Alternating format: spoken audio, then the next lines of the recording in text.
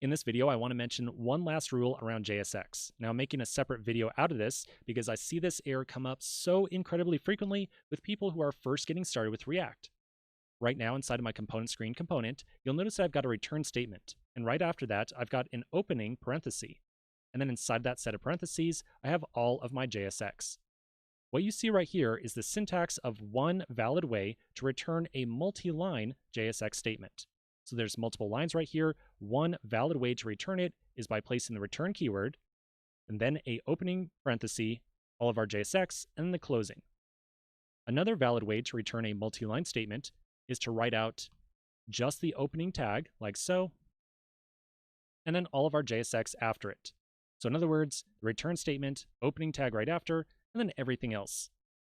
The one way that is not valid, and I see a lot of beginners doing this, is to write out the return keyword and then place the opening tag right after it on a new line. This right here is interpreted by JavaScript as essentially being return nothing, like return undefined. So our JSX is not going to be returned, and we're going to end up seeing an error message inside of our application. As a matter of fact, I'll save this right now, and you'll see that, yep, sure enough, I get a really nasty error. So just remember, anytime that you want to return a multi-line JSX block, it needs to either open up on the same line as the return statement, like so, or you need to wrap it with a set of parentheses. And the opening parenthesis has to be on the same line as the return statement.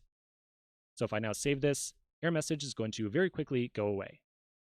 All right, so let's take a pause right here. When we come back in the next video, we're going to start working on our first little exercise.